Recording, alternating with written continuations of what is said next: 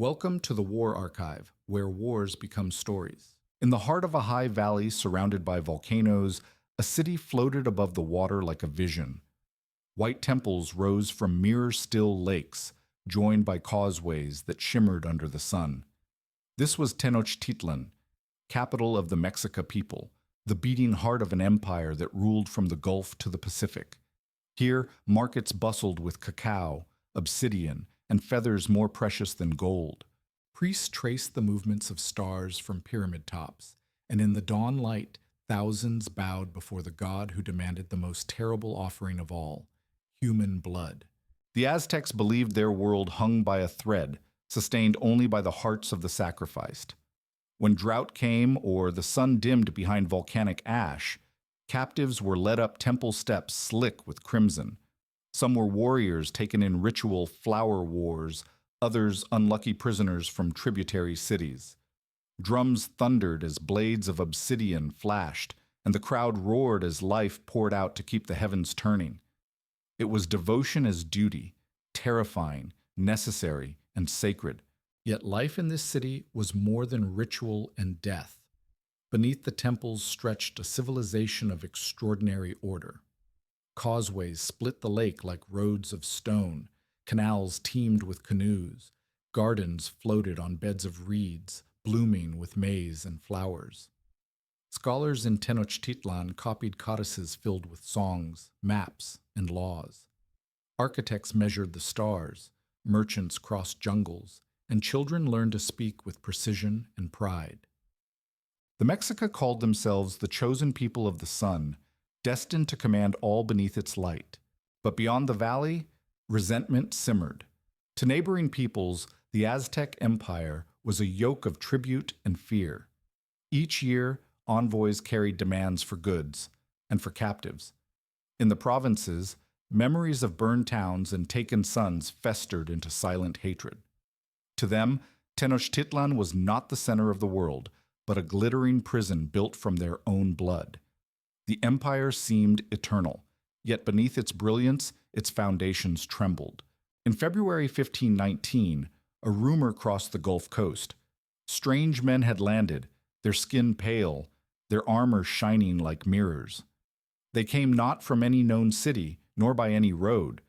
Their beasts had hooves, their weapons spat thunder. The Aztec priests whispered of prophecies, that one day a god long exiled to the east would return. The emperor, Moctezuma II, looked to the horizon and wondered if the omens had come to life. In the palace of Tenochtitlan, Moctezuma gazed into mirrors of polished obsidian. He saw visions of fire, of towers floating on the sea, of stars falling from the sky. He ordered his soothsayers to read the codices again, to search for signs. Some spoke of Quetzalcoatl, the feathered serpent, the god of knowledge and wind, returning from across the waters. Others saw it as doom. In a city that had conquered every foe it met, the greatest danger now approached without a name.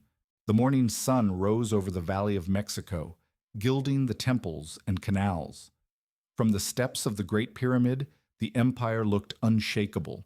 But far beyond the lake, sails caught the wind, carrying a man whose ambition burned brighter than gold, and whose arrival would turn this world upside down. In the spring of 1519, the sea shimmered under a sky of brass as Hernán Cortés watched the shores of Cuba fade into distance. His fleet was small, 11 ships, less than 600 men, but his defiance was vast. Behind him, he left a furious governor, Diego Velázquez, who had stripped him of command. Ahead lay whispers of golden cities and heathen empires. For Cortés, retreat meant the gallows. Victory meant rebirth. He sailed not as a servant of Spain, but as a gambler with God himself as witness. The men aboard those creaking ships were an unlikely army. Mercenaries, farmers, veterans of Italy's wars, all chasing the same rumor of treasure. They brought steel blades, gunpowder, a few cannons, and 16 horses, the first ever seen in the New World. They prayed to saints, cursed the seas, and dreamt of gold. To them, the ocean was no boundary. It was a crucible, separating who they had been from who they hoped to become. When they reached the Yucatan Peninsula, The humid air smelled of rot and orchids. Strange pyramids loomed in the jungle, and from the coast came voices in a language no Spaniard understood. But fortune favors the prepared, or the desperate. On a barren shore, Cortés found Geronimo de Aguilar, a castaway who had survived years among the Maya and learned their tongue. Thin, half-feral, and grateful to see his countrymen again, Aguilar became the first bridge between two worlds. In his diary, one conquistador wrote of that meeting, "He spoke like a ghost from another age, half Spaniard, half Indian, as if the land had changed his soul." But soon another figure would appear who changed the fate of empires. When the Spaniards defeated a local Mayan force, the victors offered them tribute, food, cloth, and 20 enslaved women. Among them was Malintzin, known later as La Malinche.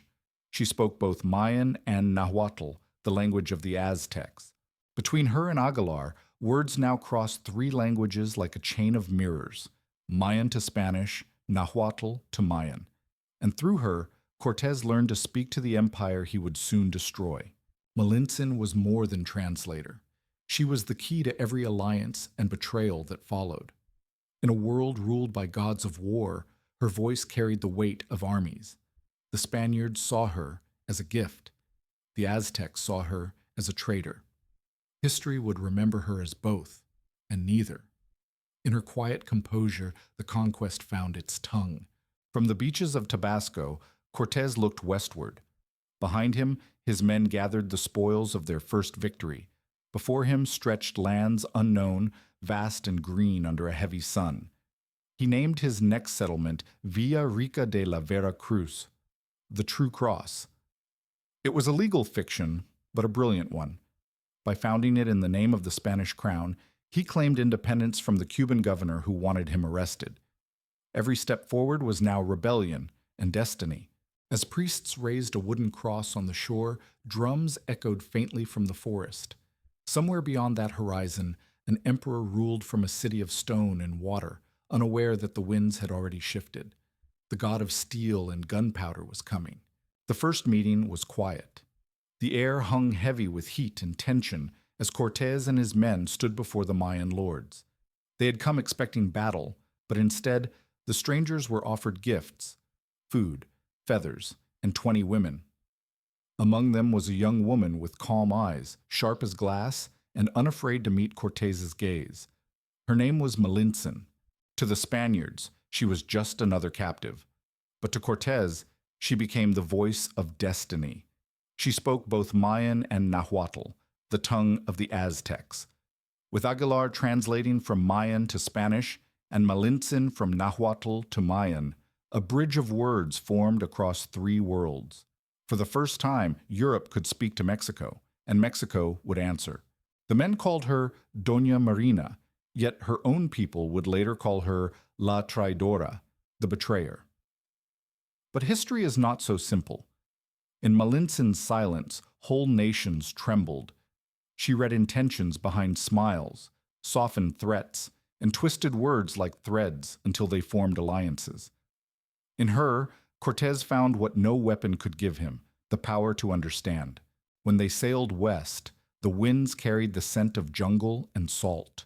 Cortés stood at the bow, eyes fixed on the horizon. Behind him, his ragged soldiers whispered prayers to saints and sharpened their swords. Before him lay the unknown, an empire whispered to be built on blood and gold. Between them stood Malintzin, translating not just words, but worlds. On a low bluff overlooking the sea, the Spaniards founded Veracruz, the first Spanish town in the Americas. They drove a wooden cross into the sand and fired muskets into the air, the sound rolling across the mangroves like thunder.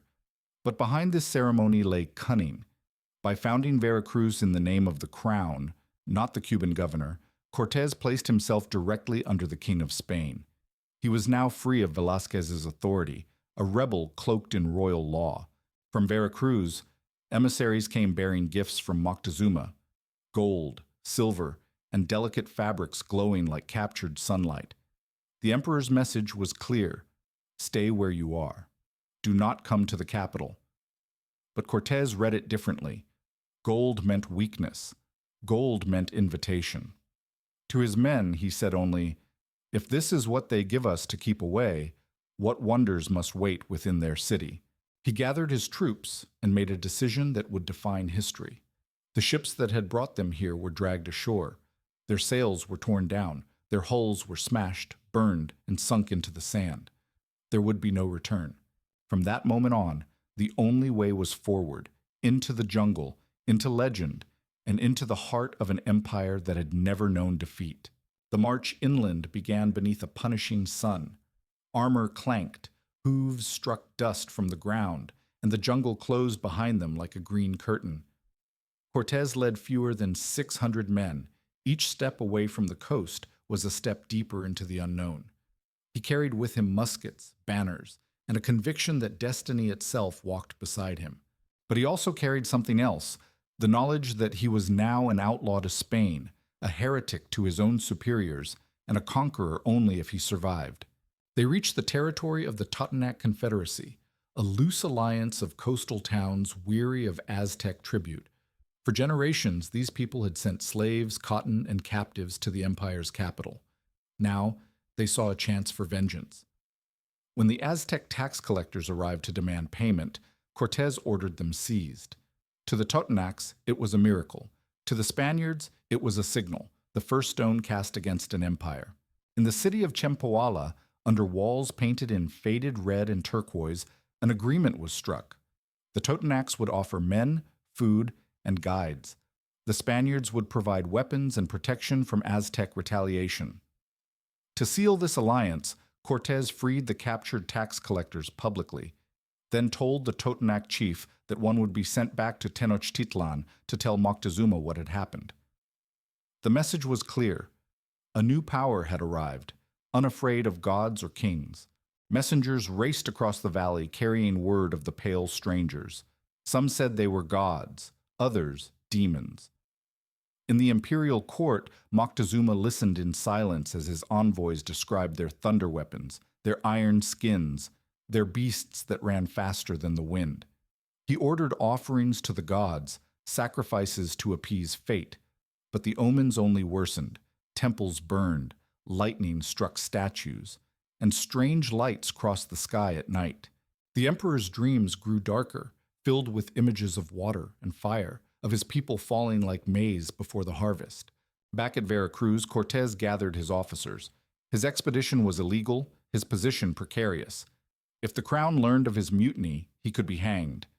But he knew one thing: only victory could cleanse rebellion. He penned letters to King Charles I describing the wonders of this land, the wealth, and the promise of conversion. It was not just conquest, it was crusade. Each line was inked with both faith and ambition. As the Spaniards prepared to march inland, they looked back toward the sea where their ships once lay. The burned hulls were half buried in sand, their blackened ribs jutting toward the horizon like bones. There would be no retreat, no rescue. The only path now was through jungle and mountain to the heart of the empire whose name already echoed through their dreams, Tenochtitlan. And somewhere ahead, in the valleys shrouded by mist, the Aztecs waited, uncertain whether they faced men, monsters, or gods. The road to Tenochtitlan wound through forests that whispered with rain and hidden eyes.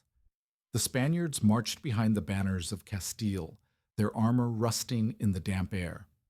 Around them moved hundreds of Totonac porters, men who had once bowed before Aztec collectors, now carrying gunpowder and steel for their new masters. Each step brought them deeper into the lands of the Tlaxcalans, fierce mountain warriors who had defied Aztec domination for nearly a century. They were not allies, not yet. To Cortez, they were both threat and opportunity. From the ridges above, Tlaxcalan scouts watched the strangers advance. Their leaders debated, were these pale men another Aztec trick, or a weapon sent by the gods to topple their enemies? In the end, pride answered first. The Tlaxcalans decided to fight. The first skirmish came like a storm, obsidian-tipped spears clattering against steel shields, feathered warriors charging in waves. Muskets cracked, smoke rolled across the field, and horses, creatures never seen before, plunged into the ranks like spirits of thunder. For days the mountains echoed with battle. Cortez's men fought in tight ranks, bloodied but unbroken, their cannon shaking the ground. The Tlaxcalans were brave beyond measure. They fought until the hills were carpeted with their dead. When the fighting finally stopped, both sides were too exhausted to continue. And so, out of blood and exhaustion, an alliance was born. Cortez met with Tlaxcalan lords beneath a thatched roof still stained with smoke. He spoke through Malintzin, promising revenge against Tenochtitlan, freedom from Aztec tribute, and eternal friendship under the cross. The old warlord Xicotencatl listened in silence, then laid down his obsidian blade. "We will fight beside you," he said, "but only until the serpent is dead." It was not loyalty, it was vengeance. But vengeance, Cortez knew, was enough. The Tlaxcalans opened their stores, fed the weary Spaniards, and offered thousands of fresh warriors. Their city, proud and defiant, became the Spaniards' refuge. For the first time since landing, Cortez commanded an army. Now, native banners fluttered beside the red and gold of Castile, and the thunder of Spanish guns mingled with the war cries of the highlands. The march to the capital would not be a European invasion, it would be a civil war for the soul of Mexico. Word of the alliance reached Moctezuma like a knife. The emperor sat in his palace, surrounded by priests and omens, listening to reports that the strangers had defeated his most feared enemies and were now marching closer. He sent envoys bearing gifts of gold and cloth, hoping to satisfy their greed. But the gifts had the opposite effect. Cortez showed them to his men, the light of the torches gleaming on the gold, and said, "If this is what they give to keep us away, imagine what lies in the city itself." At dawn, the combined army began its march westward. Spaniards in steel, Tlaxcalans in cotton armor, banners swaying in the thin mountain air. The road wound through valleys of mist and villages half abandoned from fear. Somewhere ahead lay Cholula, a sacred city of temples and traders, and the next great test of the conquest. Behind them, the mountains fell silent. Before them, history waited with its teeth bared. The road descended from the cool Tlaxcalan highlands into the valley of Cholula, a city of 100 temples. Smoke curled from incense braziers, and bells chimed softly from the great pyramid dedicated to Quetzalcoatl, the feathered serpent. For centuries, this place had been a sanctuary of merchants and priests, untouched by war. Yet as the combined Spanish-Tlaxcalan army approached, the gates opened hesitantly, and the people bowed with trembling hands. Cortez entered under banners of white and gold, greeted by priests robed in turquoise feathers. The city shimmered with wealth, streets lined with painted walls, courtyards bright with flowers. But beneath the calm, something felt wrong. The markets were half empty. The air carried whispers of hidden blades. Malintzin heard murmurs among the women. The Aztecs had sent warriors to ambush the strangers inside the city. Cortez listened, expression unreadable. Then quietly, he gave the order. At dawn, drums thundered, not from the temples, but from the Spanish camp. Gates were sealed, streets blocked, muskets cracked, and the square filled with screams. The massacre began. Tlaxcalan warriors surged through the lanes, cutting down the fleeing and the armed alike. Spanish cavalry rode through the smoke, sabers flashing. By sunset, the sacred city of Cholula was an inferno, temples burning, priests impaled on their own altars, the smell of death heavy on the wind. No one truly knows why it began. Some said the Aztecs had planned an ambush. Others believed Cortez struck first to terrify all who might resist him. To the Spaniards, it was a lesson written in blood. Defiance would be answered with annihilation. To the survivors, it was a warning carved into memory. The gods of the old world were dying, and new ones demanded sacrifice of their own. When the smoke cleared, Cortez gathered his men in the temple courtyard. He spoke to the trembling nobles of Cholula, his armor blackened with soot. "Let this be known to every city under the sun," he said. "We come not to destroy, but to bring the true faith. But those who plot against us will meet the fate of Cholula." The words echoed through the valley like iron. Days later, the column marched on. past smoking ruins through villages that now surrendered without a fight. Malintzin rode beside Cortez, her face unreadable. Behind them followed thousands of Tlaxcalan warriors, chanting for vengeance. Ahead rose the volcanic peaks of Popocatépetl and Iztaccíhuatl, their snow-capped summits gleaming above the clouds. Beyond them, hidden in the basin of a vast lake, waited the city of Moctezuma, the heart of an empire that had never known defeat. The road to Tenochtitlan was open, but the blood of Cholula clung to every banner, every boot, every prayer. The conquest had crossed its first line. There would be no turning back. At last, the valley opened before them, a vast inland sea glimmering beneath the high sun. Rising from its waters was a city so magnificent that hardened soldiers stopped and forgot to breathe. Tenochtitlan, the mirror of heaven, the crown of the Mexica. White causeways stretched across the lake like ribbons of light. Temples and palaces rose from floating islands. Canoes glided through mirrored canals where children laughed and the air smelled of burning copal. For the men of Spain, it was as if they had stepped into a dream. Cortez and his army, Spaniards in tarnished armor, Tlaxcalans in painted cotton, priests bearing crosses, marched across the causeway under banners snapping in the wind. Ahead, emissaries of the Aztec Emperor waited, cloaked in feathers, their sandals dustless. They spoke with measured politeness and led the strangers into the heart of the city. The drums that greeted them were not of war, but ceremony. In the streets, tens of thousands gathered, silent, curious, afraid. Then, beneath the gleaming steps of the great temple, Moctezuma Sakin appeared. Tall, elegant, wrapped in shimmering turquoise and gold, he carried the stillness of a man who ruled not only by power, but by prophecy. He placed a garland of flowers around Cortez's neck and said, through trembling translators, "You have come to your home, my lord." Some Spaniards would later claim he believed Cortez to be a returning god. Others thought he was simply buying time. Either way, the moment felt impossibly fragile, as if the world held its breath. For days, the Spaniards were housed within palaces of polished stone.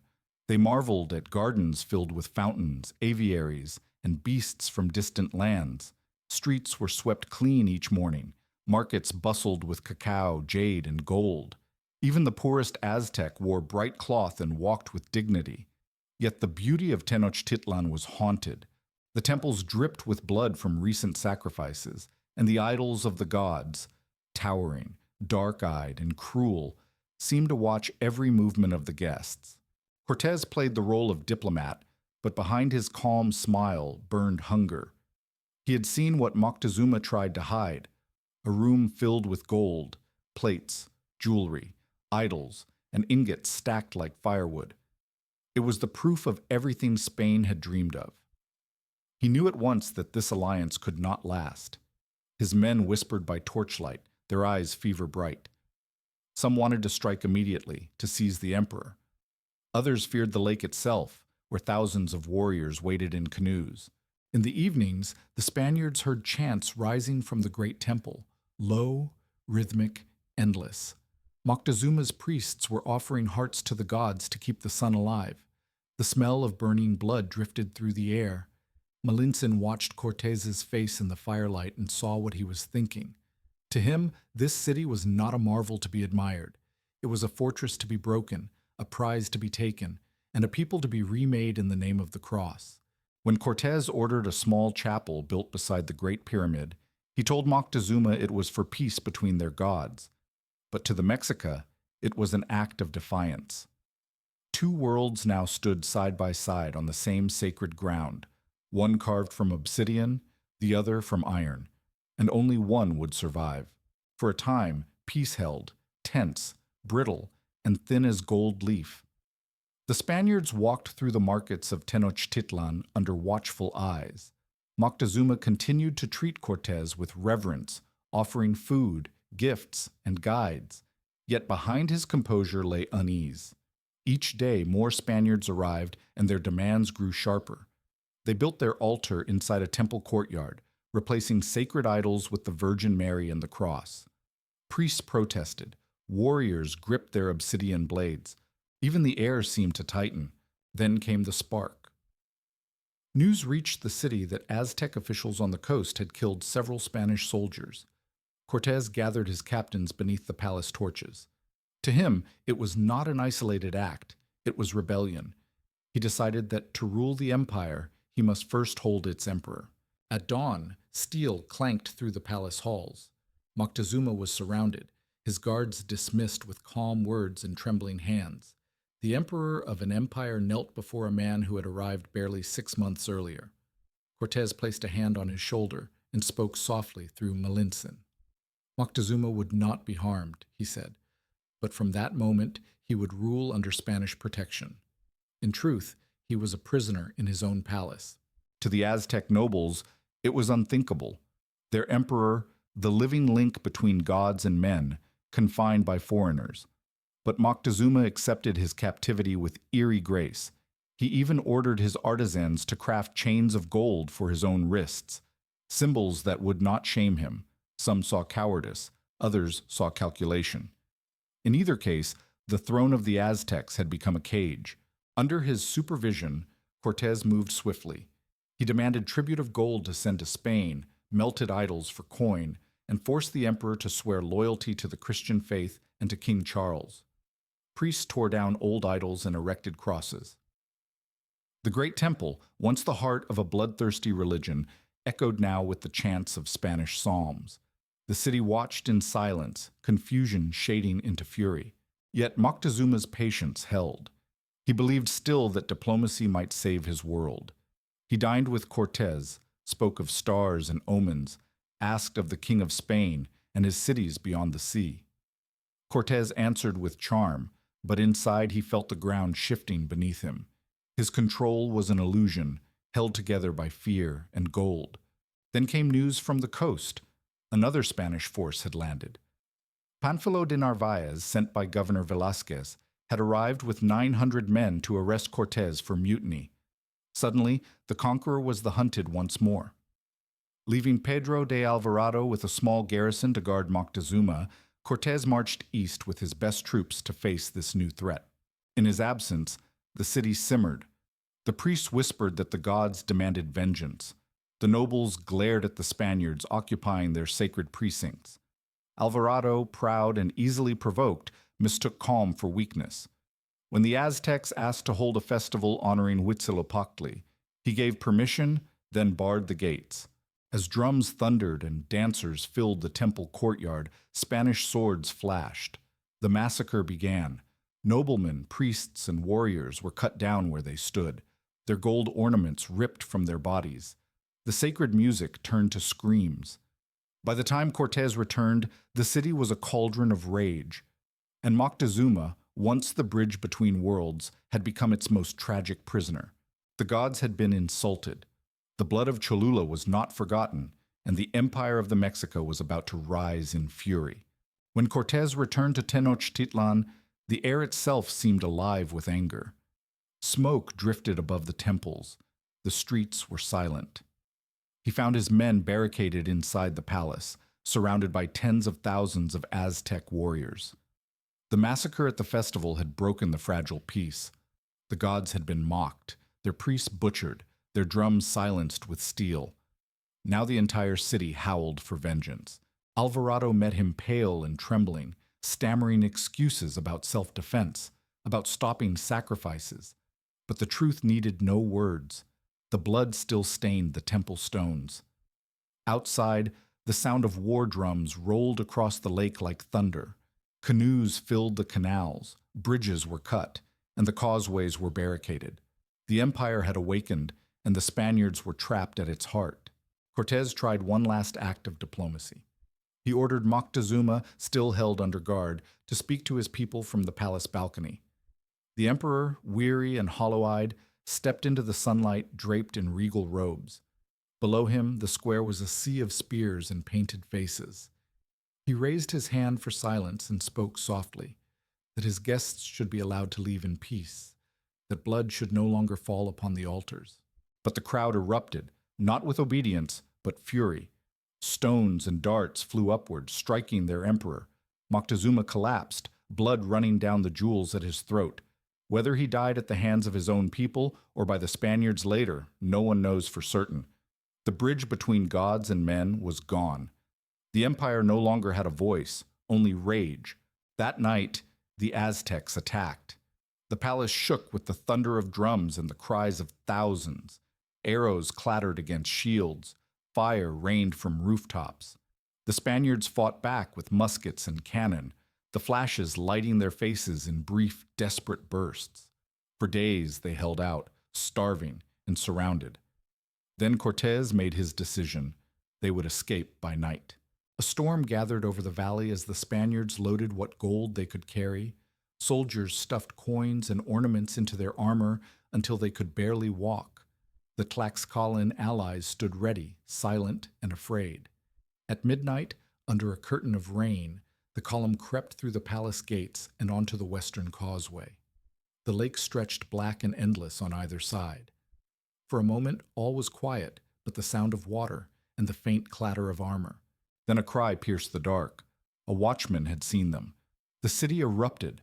Canoes surged from the shadows, torches flaring, spears glinting. Arrows hissed through the rain. Panic swept the column. Horses reared, men slipped on the slick stones. The causeway was narrow, broken in places. As bridges collapsed, men plunged into the lake, dragged down by gold and steel. The water churned red under flashes of lightning. Cortez fought his way forward through chaos. Wounded, soaked, his men dying around him. The cries of drowning horses echoed over the storm. Somewhere behind him, Alvarado, desperate to escape, made a fabled leap over a broken gap, vanishing into darkness. By dawn, the survivors staggered to the far shore, half naked, bloodied, and broken. Hundreds were dead, their treasure lost to the lake. Cortez looked back across the waters of Tenochtitlan, now glowing faintly under the sunrise. Smoke rose from the city, and the drums of victory still pounded from its heart. According to one witness, the conqueror sank to his knees, weeping among the corpses. That night would forever be remembered as La Noche Triste, the night of sorrows. But even as he wept, the will that had brought him across the sea hardened again. This was not defeat, he told his captains. It was only delay. The empire could bleed, and if it could bleed, it could die. Morning came gray and hollow. The survivors of La Noche Triste huddled beneath dripping trees outside the city, too exhausted to weep. Their armor was rusted, their gunpowder ruined, their horses gone. Around them lay the wounded and dying, groaning softly as the rain began again. Tlaxcalan allies, once proud and fierce, sat in silence beside the Spaniards, staring toward the smoke that still curled over the lake. The empire of the Mexica had struck back, and it seemed that God himself had turned away. Cortez rose among them, his face streaked with blood and mud. To his men he said little. Instead, he took a broken sword, knelt in the wet earth, and carved a cross into the ground. He prayed not for forgiveness, but for endurance. His captains gathered around him, their eyes hollow, their faith brittle as glass. They would live, he said, and they would return. The words were quiet, but they held the weight of command and the promise of vengeance. For days they staggered through the valley, pursued by Aztec scouts. The roads were littered with the dead, Spanish, Tlaxcalan, and nameless others. Each night they buried what few friends remained. They had lost everything: gold, cannon, horses, half their number. And yet somehow they endured. The Aztecs struck again at Otumba, hoping to end the invaders for good. Under the searing sun, thousands of warriors swept across the plain, banners whipping in the wind. Cortez formed his men into a square, the wounded propped between ranks, shields locked tight. When the tide of obsidian and cotton armor crashed upon them, the earth trembled. Muskets fired once, then jammed with powder turned to mud. The Spaniards drew swords. Horses screamed. The battle raged until Cortez spotted the Aztec commander beneath a great feathered standard. He spurred his horse and charged through the melee, cutting a path of dust and blood. When his blade struck the enemy captain, the banner fell, and with it, Aztec morale. The tide broke. The survivors fled toward the mountains, leaving the Spaniards gasping in disbelief. They were alive. In the following days, Cortés led what remained of his force back to Tlaxcala. The same allies who had once fought him now opened their gates, astonished that the strangers had survived the wrath of Tenochtitlan. The wounded were carried into homes, the priests gave food and bandages, and the city's elders gathered in silence around their haunted guest. They too had suffered losses, fathers, sons, brothers, but they saw now that their fate was bound to his. The serpent could still be slain. Cortés rested only briefly. He knew time was his enemy. The Aztecs celebrated in their capital, certain the foreigners would never return. But the conqueror understood that empires fall not by one blow, but by exhaustion. He sent envoys north and east, forging new alliances among rivals of the Mexica. Each promise, each treaty, added another stone to the coming storm. Yet fate had already chosen its next weapon, and it was neither sword nor cannon. In the camps along the coast, a sickness had come ashore with one of the slaves from the fallen Narvaez expedition. At first, it was only fever and blisters. Then the bodies blackened, the flesh split, and the dead were burned by the thousands. The disease would spread faster than any army, crossing mountains and valleys until it reached the very heart of the empire. The Spaniards called it viruela, smallpox. The Aztecs called it the curse of the gods. And it would do what even the Night of Sorrows could not, bring the mighty city of Tenochtitlan to its knees. The first bodies appeared by the coast. Fishermen, slaves, porters who had touched the Spaniards' gear. Blisters bloomed on their skin like burning stars. Fever followed, and within days whole villages lay silent. No one understood. Priests lit fires and burned incense, but the wind carried the sickness faster than prayers. It crept inland, moving along trade roads, over mountains, through the lakeside towns. When it reached Tenochtitlan, the greatest city in the Americas began to choke on its own breath. The Spaniards called it smallpox. To the Mexica, it had no name, only horror. Flesh swelled, eyes clouded, and the skin turned black and peeled away. The mighty warriors of the Eagle and Jaguar orders fell like reeds in a storm. Priests died beside their altars. The streets filled with the dead until even the dogs refused to come near.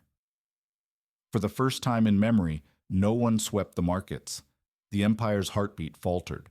Moctezuma's successor, Cuitlahuac, tried to hold the city together. He rallied the armies, rebuilt the causeways, and vowed vengeance against the invaders. But the disease did not respect courage. Within weeks, the new emperor himself was coughing blood, his skin ravaged by sores. When he died, the drums fell silent. There were too few left to carry his body to the temple. Meanwhile, in the hills of Tlaxcala, the Spaniards recovered. Their wounds healed, their spirits hardened. Cortés saw the plague as a terrible sign, but also an opening. God fights for us, he told his men, though the words tasted like ash.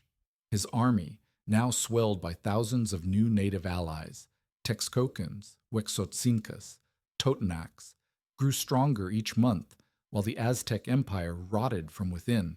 Across the valley, smoke rose from funeral pyres. The survivors of Tenochtitlan burned their dead in silence. The canals that once carried canoes full of flowers now carried only corpses. Farmers could not tend their fields. Soldiers could not lift their weapons. Even the priests stopped the sacrifices, for there were no healthy captives left to offer. The gods had turned their faces away. Cortés's spies brought word of chaos. Empty temples, food shortages, streets abandoned. The conqueror listened, unmoving. He knew the moment had come. The empire was wounded, and wounded prey could not outrun the hunt. In early 1521, he ordered the rebuilding of his forces. Blacksmiths hammered new weapons. Carpenters shaped timber from the high forests. Under his direction, the Tlaxcalans and Spanish craftsmen began assembling something unseen in these lands. 13 brigantines, small warships that could be carried in pieces and reassembled upon the lake itself. To his men, the plan seemed madness. But Cortés knew the geography of victory.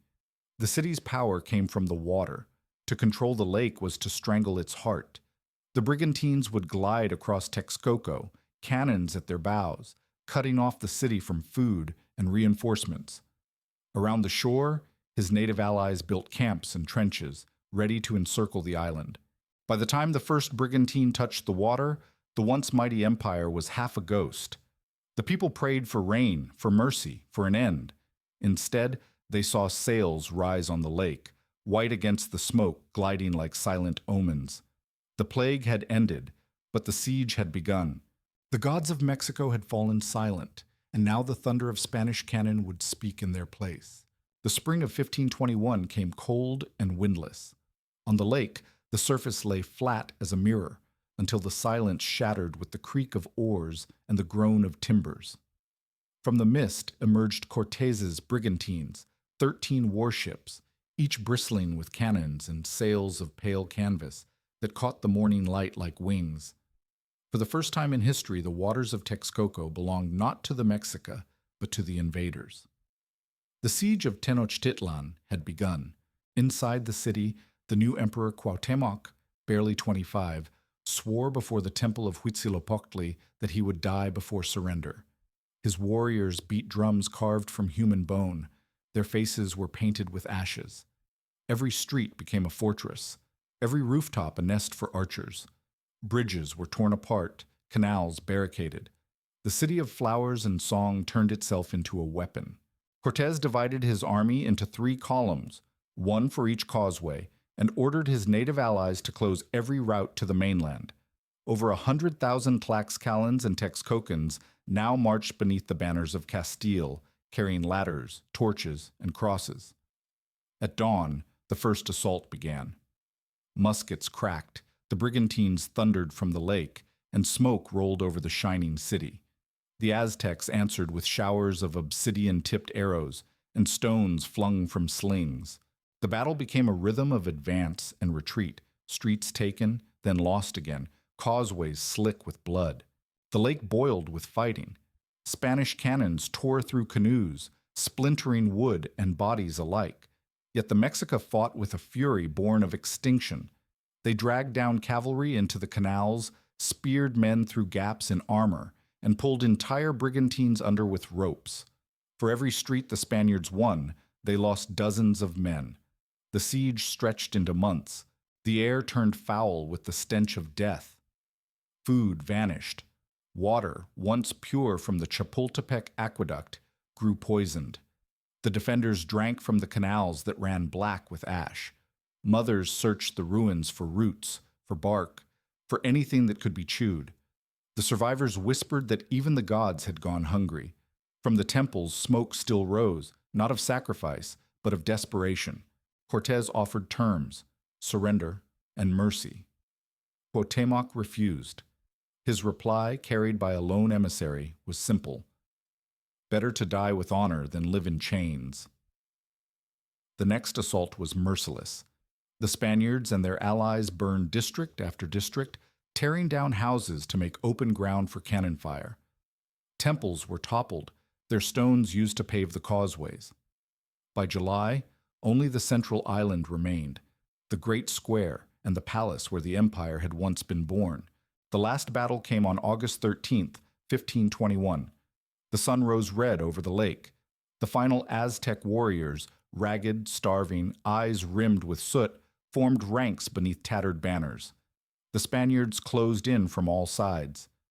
When the fighting reached the main plaza, it was no longer war, but slaughter. Cortés's men forced their way to the steps of the temple, hacking through defenders who fought with broken spears and bare hands. By midday, the resistance was over. In a canoe drifting through the smoke, soldiers found Cuauhtémoc, wounded and silent. He was brought before Cortés, his skin burned by the sun, his eyes steady. "You have done all that honor demands," Cortés said. "Now there is nothing left but submission." Cuauhtémoc raised his chin and answered, "I have done my duty. Now finish yours. Take this knife and kill me." But Cortés refused. The emperor of the Mexica would live, to watch his city die. As dusk fell, the lake reflected fire. Temples crumbled, water hissed with falling ash, and cries echoed between the ruins. The empire of the sun had fallen. Its capital, once the greatest city of the New World, was reduced to smoke, rubble, and silence. Tenochtitlan was dead, and from its ashes, a new world was already rising. When the fighting stopped, the silence was worse than the screams. The waters of the lake were gray with ash, the canals choked with bodies. What had been the most radiant city in the Americas, its temples white as bone, its gardens blooming on the water, was now a graveyard. Smoke hung over the ruins for days, mingling with the stench of burned flesh and crushed stone. The air was heavy, the kind that never fully clears. The victors moved among the ruins in disbelief. Even Cortez, hardened by war and hunger, stood still before the wreckage of Tenochtitlan. His men had come searching for gold, yet all they found was death. The brigantines bobbed silently in the harbor, their cannons cold. From the shattered palaces, the survivors were dragged out, starving children, hollow-eyed women, warriors too weak to lift a blade. They were not conquered, they were extinguished. Still, the looting began. Spaniards and Tlaxcalans ransacked what remained, temples stripped of their stones, idols melted for treasure. The Great Pyramid of Huitzilopochtli was torn down to its foundations. Cortez ordered its destruction to purge the devil's house.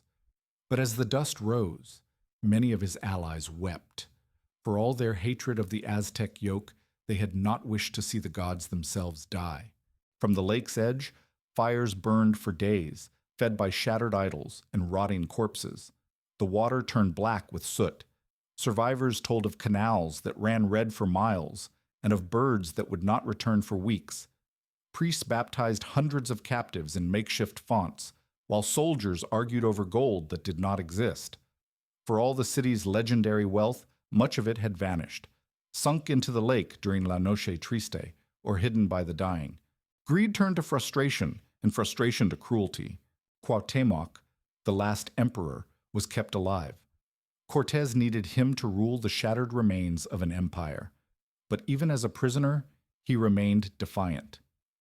When the Spaniards demanded to know where the gold had been hidden, he refused to speak. Some chroniclers say Cortez ordered him tortured, his feet burned with oil, his flesh scorched, until the emperor's companion cried out for mercy. Cuauhtémoc looked at him and said, "Am I lying on a bed of roses?" He did not scream again. As the ashes cooled, Cortez knelt in the ruins and ordered a mass said for the souls of the dead. The priest's Latin prayers echoed among toppled stones, carried on the wind where once the songs of the Mexica had risen to the sun. For the conquerors, this was victory. For the people of the valley, it was the end of the world. By October, the first stones of a new city were laid atop the ruins. Its name would be Mexico City, built upon the bones of Tenochtitlan. The Spaniards called it Rebirth, but the people who had lived here saw only transformation through fire. The gods of the old world had fallen silent, their temples reduced to dust, yet something remained, the pulse of the land, the memory of those who had fought, and the whisper of drums beneath the water. In that silence, a new order began to take shape, one built on ashes, crosses, and ghosts. The ruins of Tenochtitlan smoldered for weeks before the first sounds of rebuilding began, the rhythmic thud of hammers, the scrape of stone on stone. From the wreckage of temples rose the outlines of churches. Canals once filled with canoes became roads for Spanish carts. The lake that had mirrored the heavens was drained and cut apart. Cortez named this new city La Ciudad de Mexico, the capital of a realm he called New Spain. At first, the Spaniards moved carefully, as if afraid the earth might reject them. But soon their confidence returned. They erected crosses where idols once stood, crowned plazas with cathedrals, and melted the treasures of the Aztecs into coins stamped with the face of a foreign king. The same streets that had seen processions of priests and flowers now echoed with the clang of forges and the cries of slaves. Yet even amid conquest, a strange blending began. Spanish priests baptized the children of the Mexica. Soldiers took native wives, and from their unions emerged a people who belonged to both worlds. The Spaniards brought cattle, wheat, and the words of their saints. The natives offered maize, chocolate, and stories that could not die.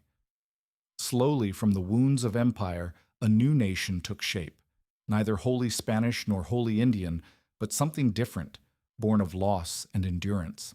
Cortez ruled like a man caught between glory and guilt. He sent letters to the Emperor Charles, describing the wonders he had found and the souls he had saved. He built hospitals and schools, spoke of civilization and faith.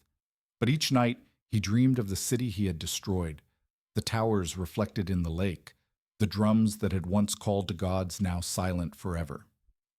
In his journal, he wrote of a sadness that comes with victory. The missionaries who followed the soldiers carried their own kind of conquest. They burned codices that told of the old gods, yet they also preserved words, songs, and languages in their writings. Over generations, faith itself began to merge. Saints wore the faces of Aztec deities. The Virgin of Guadalupe appeared on the same hill where Tonantzin, the mother goddess, had once been worshipped. The conquerors had won the land, but the land had changed them in return. Across the valley, villages rose where armies once marched. Children played among the ruins, unaware of the bones beneath their feet. The canals that had once carried blood now carried reflection, of clouds, of birds, of a sky both foreign and familiar.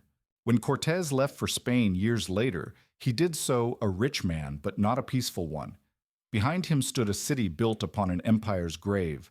Ahead of him lay courts and accusations, fame that curdled into obscurity. But the world he had reshaped would endure. From the ashes of gods, from the mingling of blood and belief, Mexico was born. A nation born not from conquest alone, but from the collision of worlds. Years later, when Hernán Cortés returned to Spain, he found that the empire he had carved across an ocean had already forgotten his name. In Seville and Valladolid, the courtiers called him the Conqueror, but they avoided his eyes. His letters went unanswered, his rewards delayed. Gold had made him powerful, but power is only borrowed. In Madrid they admired his courage and feared his ambition.